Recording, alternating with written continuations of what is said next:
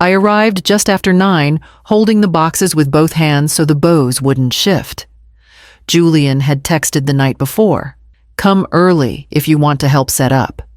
It was the first direct message from him in weeks. That alone made me wrap every gift a little tighter, tying the ends twice, polishing the pendant I'd made for Tessa until it caught light like a window pane. The door was unlocked. I slipped off my boots, called out a quiet hello, and let the warmth of the house settle over me. The scent of cinnamon rolls drifted faintly through the air, or maybe that was just the candle she liked. I walked toward the tree in the front room, knelt carefully, and began arranging the packages beneath it, my handwriting still neat on every tag. That's when I heard them. Not loud. Just beyond the hallway near the kitchen, the clink of mugs, a rustle of paper. "She'll open her little gift," Tessa said, her voice crisp. "Then we do it." Julian laughed low and certain. "She won't see it coming. We'll keep it light, say we're concerned. Bring out that advisor you met from the finance panel. Let him talk numbers. Then the part about selling the studio." I didn't breathe. My fingers stayed on the ribbon.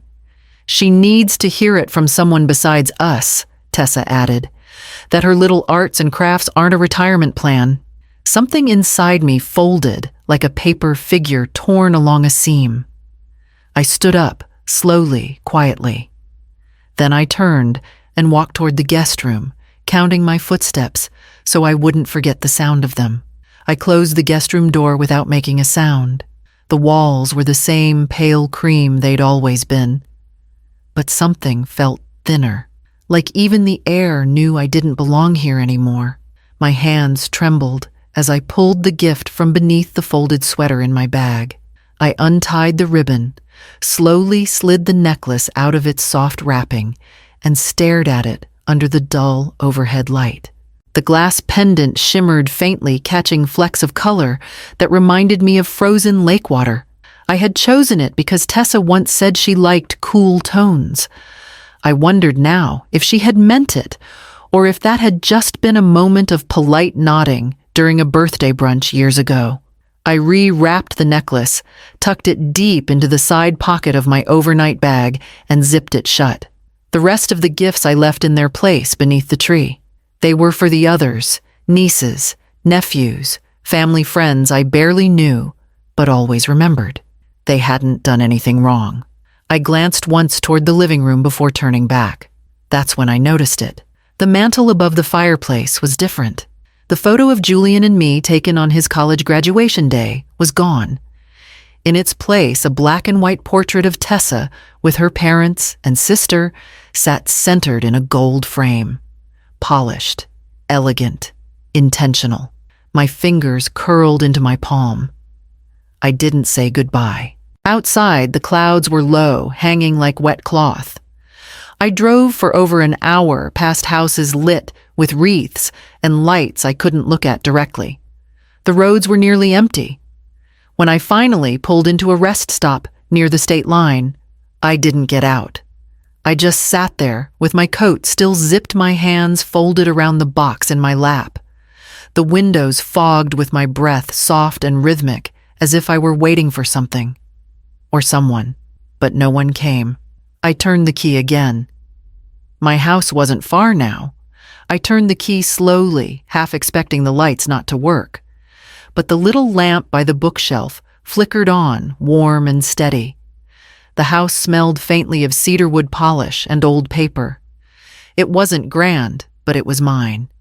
Every beam, every floorboard. Bought without a cosigner, paid off 10 years early. No one threw a shower for that. No one toasted the day the final payment cleared. I took off my coat and hung it by the door. The silence settled around me like a coat of its own. I moved through the hallway, turning on small lamps as I went, lighting the corners. I unpacked, slowly placing the box with the necklace back on the shelf in my room. I'd figure out what to do with it later. Maybe I'd keep it. Maybe I'd sell it to a collector who appreciated glasswork. In the living room, I lit the candle by the window. The wax had curled at the edges, but it still held the impression of a small hand pressed into its side. Julian had made it at summer camp when he was 8. I remembered the way he'd run off the bus, proud of it, holding it up like it was made of gold. I used to light it every Christmas. I hadn't been to his home in over a year, unless there was a birthday or a gathering with others. Never just me. Never come for dinner, Mom. I'd once canceled a trip to Santa Fe to wire over part of their down payment. I remember the woman at the bank asking, "Are you sure you don't want to keep some for yourself?" I'd laughed and said, "My son needs it more." I also remember the way Tessa smiled when the loan cleared. Polite, distant, as if I were an employee who had done her job correctly. I walked to the back room and turned on the light above my desk. Papers were still scattered from the last shipment, orders waiting to be filled. A list of inquiries from galleries I hadn't answered yet. I sat down and opened the ledger. The shed creaked when I turned the key the way it always did in the cold. The handle stuck for a moment before giving way, and then I stepped into the space that had held more of me than any room in Julian's house ever had. Tessa once called it my hobby hut, loud enough for me to hear as she poured wine for her friends. She said it with a laugh like I wouldn't recognize dismissal if it came wrapped in a giggle. She never stepped inside. Not once. Inside, the air held the faint smell of varnish and ink. My sketchbooks lined one shelf stacked neatly beside 3 plastic bins of custom orders bracelets for anniversaries, commemorative pins, engraved brooches for memorials. On the wall above my desk hung 3 awards from national expos each, with my full name printed in block letters. I hadn't mentioned them to Julian. He never asked. I turned on the desk lamp and sifted through the mail. One envelope was thicker than the rest with a return address from Burlington. I knew the logo Hollow Pines Gallery. I opened it carefully. Inside was a letter confirming the exclusive licensing of my Winter Series 12 pieces to be featured throughout the season, and a check. A large one. Enough to cover the property taxes, the renovations I'd been putting off, and more. It wasn't the first, just the latest. I sat down at the desk and pulled my ledger from the drawer.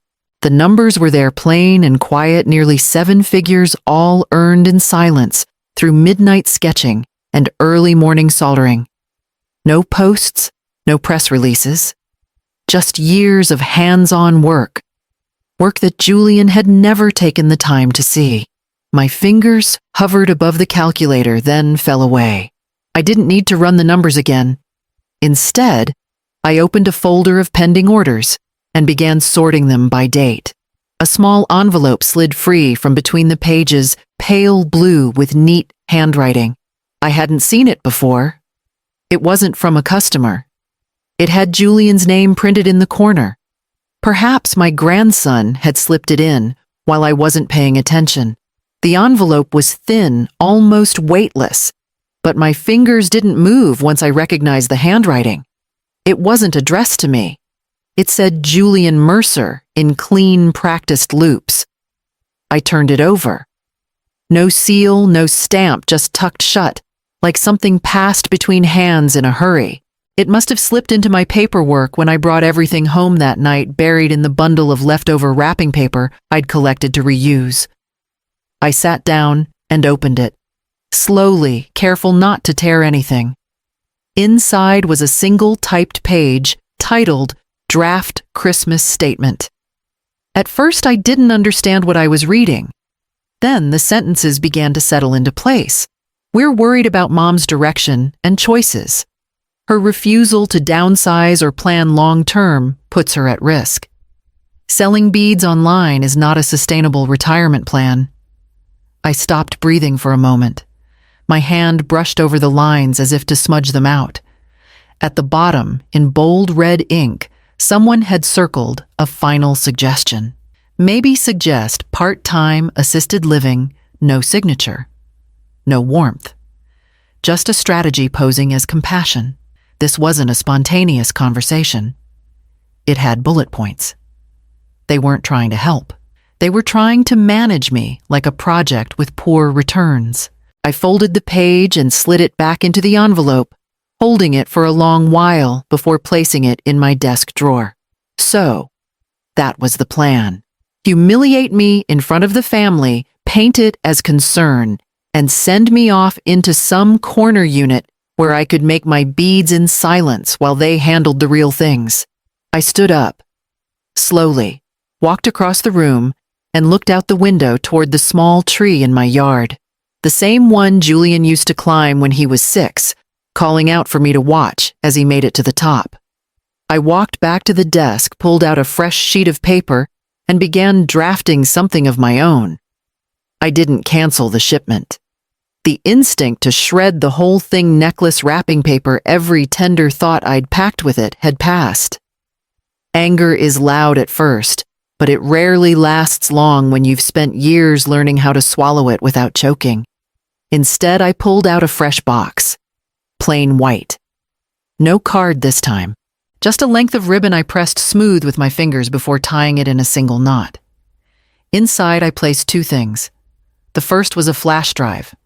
On it, I'd compiled everything they never asked to see, PDFs of licensing agreements, signed contracts, digital scans of my awards, press clippings from national art shows, statements from clients with real names and real payments.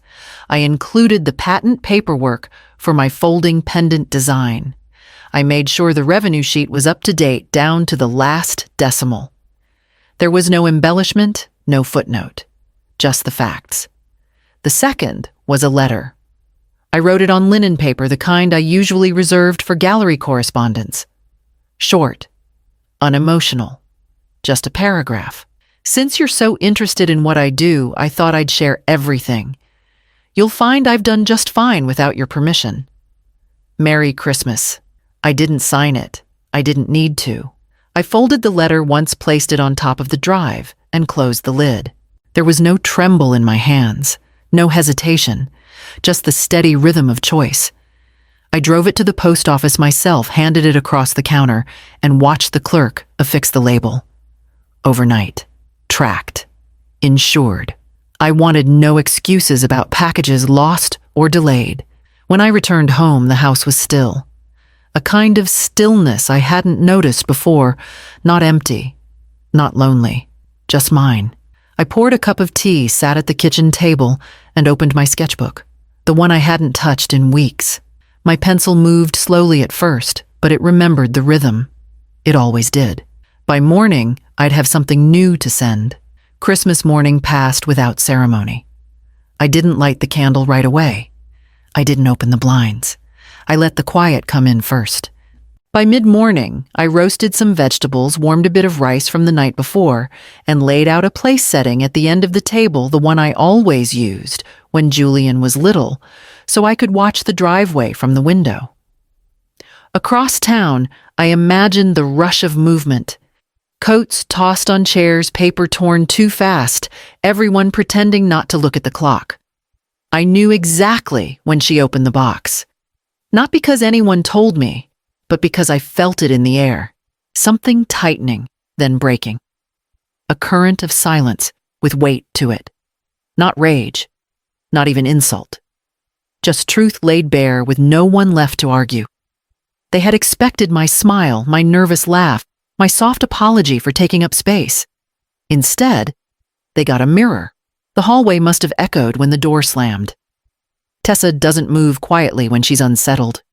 Julian probably followed. He always does. A knock, a pause, maybe a raised voice. But my chair at their table stayed empty. Someone must have noticed.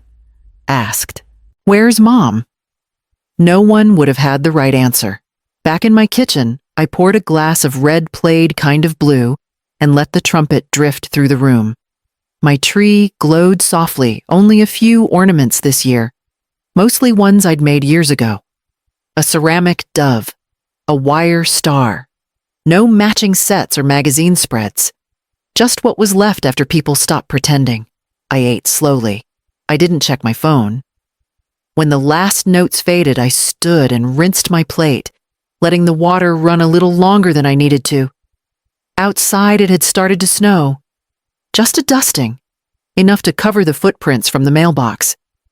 The sky was already dark when my phone lit up. Julian. Then again. Then Tessa. Then Julian once more. I let it ring the first time, then the second. I watched the name blink across the screen like a warning I no longer had to heed. The third time, I answered, "Where are you?" His voice was tight, caught between control and confusion. It wasn't worry. It was the sound of someone whose plan had been rearranged without warning. I didn't raise my voice. "Did you enjoy my gift?" There was a pause.